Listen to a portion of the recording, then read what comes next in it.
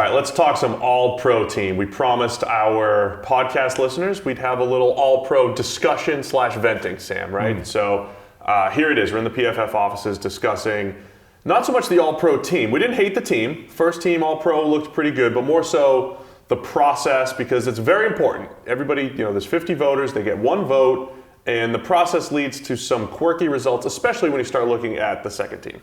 Right, the All-Pro is something we should be getting right. It ties into contracts, there are bonuses, there's money on the line.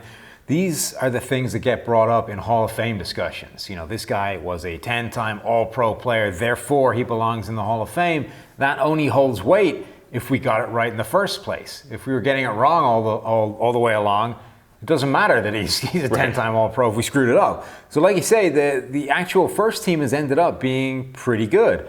But we need to talk about how the second team arrives at being a thing, how the votes get tabulated for that, because it's different to how they decide the first team, and a couple of other procedural problems with how this whole thing works. Yeah, so essentially there's 50 voters, and unlike, say, the Heisman or Major League Baseball MVP and other sports, the way they do their MVP, you literally just get one vote per position, or whatever the designated position is allotted. So one left tackle, one quarterback, you've got two wide receivers, for instance.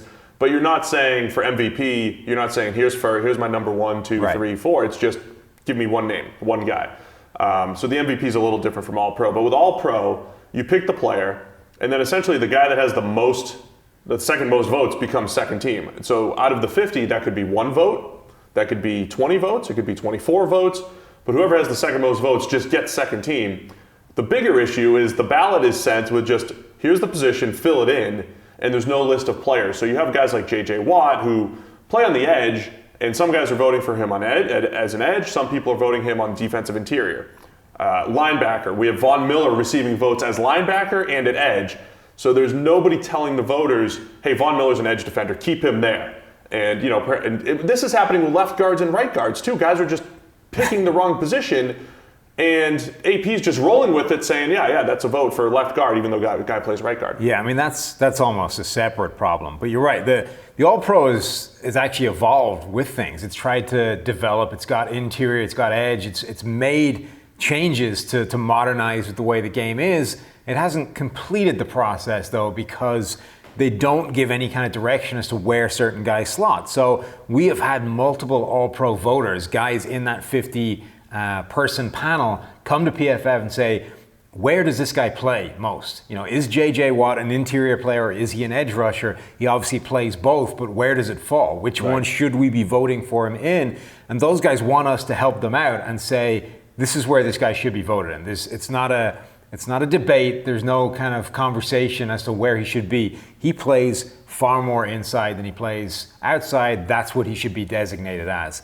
And that, I think, would be a huge part of fixing this whole process, is if the AP, when they sent out the ballot, sent out a list of kind of debatable position players and just said, for the purposes of the All-Pro, this guy is an interior player, this guy's a linebacker, this guy's an edge, whatever it is, and just give those guys some direction. Now, that isn't going to fix the other problem, which is that at least 2 people, judging by the voting, don't know that David DeCastro, Pittsburgh's guard, plays on the right side, not the left side. Now, this isn't, because you brought it up and said, well, maybe they're just trying to stuff the ballot, get him in there with 2 extra votes. And it isn't that, because that's not the way it works. They don't tabulate left and right together. They just list that as 2 votes that went in for DeCastro at left guard. So 2 guys essentially wasted their vote because they don't know this guy plays at right guard instead of left guard. That is a problem. Like, if you have guys working with that level of knowledge, I mean, it's one thing to not have a great feel for how specific offensive linemen have played over the year. It's another thing to have no idea what position he plays in. And this is a guy who, it's not as if he's, moved around the line, dealt with injuries, had to shift around. No, he's been a right guard. This is a right guard who plays right guard and does not play another position. That's inexcusable. By the way, the most egregious one a couple of years ago is the one that you still have to defend because people still use it as a positive, was the whole Khalil Mack fiasco, where he was first team All-Pro at 2 different positions, at edge defender and at linebacker, or at the time it was defensive end and at outside linebacker before they changed the position designations, which is a good step, changing the designations. But Khalil Mack was not first team All-Pro because he played two different positions. It was because the voters didn't know where to put him. And some put him at linebacker and some put him at defensive end. And that's just how the votes got tallied up. It's not knowing where to put him and the fact that the second team is created. So that there's the fact that a guy can become first team at two different positions.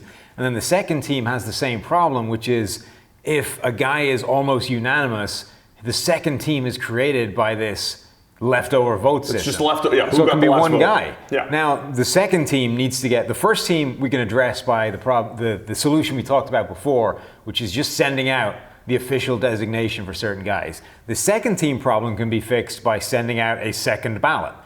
Right? Here's the first team based on the first ballot. Now here is what's left. Craft a second team. I like that. We haven't discussed that. That's a good solution. Yeah. That way you get all 50 people contributing again to the second team, not the two guys that didn't vote for the 48 or the almost unanimous first team choice. So now this year we've got things like J.J. Watt being first team edge, second team defensive interior. Derwin James, first team safety, second team defensive back. Tyreek Hill was first team flex, second team wide receiver. Were there any other quirky ones?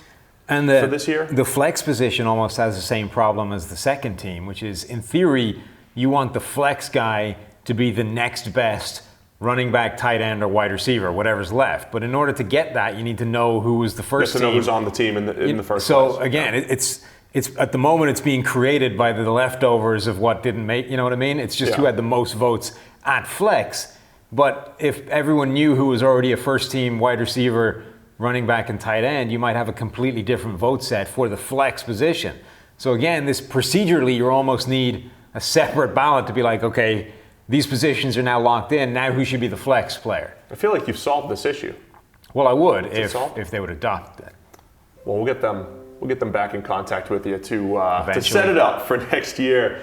Is that it? What else? You get anything else to vent about the process here? Well, not the process, but do you want to take down their first choice running back? All right, yeah, so let's go back to the first team All-Pro. Whatever. Running back's tough. First team All-Pro, you can check out the PFF All-Pro team. It's over at ProFootballFocus.com. We did not disagree a ton with what they have. And I have to admit, I have to say, I feel like we're having an influence, especially at places with the offensive line, David Bakhtiari, Mitchell Schwartz, those types of guys making it. Right. That was great. And almost all the differences are very close. You know, we would have gone George Kittle over Travis Kelce, but you can't argue too much that somebody else would go Kelce. You know, it's a very close thing. The run blocking for us puts Kittle over the top. The fact that he was working with a who's who of, you know, subpar quarterbacks versus Patrick Mahomes throwing in the ball, those things make a difference. So we would lean Kittle, but Kelce was fantastic as well. That's a close one. Yeah, he was. And so the running back situation, they go Todd Gurley. We wouldn't have gone Todd Gurley, but again, it's not like it was it wasn't like it was a slam dunk for us. We were debating Saquon Barkley. We were debating, you know, Melvin Gordon. It wasn't like there was a slam dunk best running back in the NFL. We did defer back to value, and Saquon Barkley was more valuable in the pass game this year than any other running back, not named Tariq Cohen, but his overall value is right up there. And Todd Gurley, essentially, by our numbers, a product of the Rams system. That's the key thing. It's important to just look at the tape and watch the holes Todd Gurley is running through.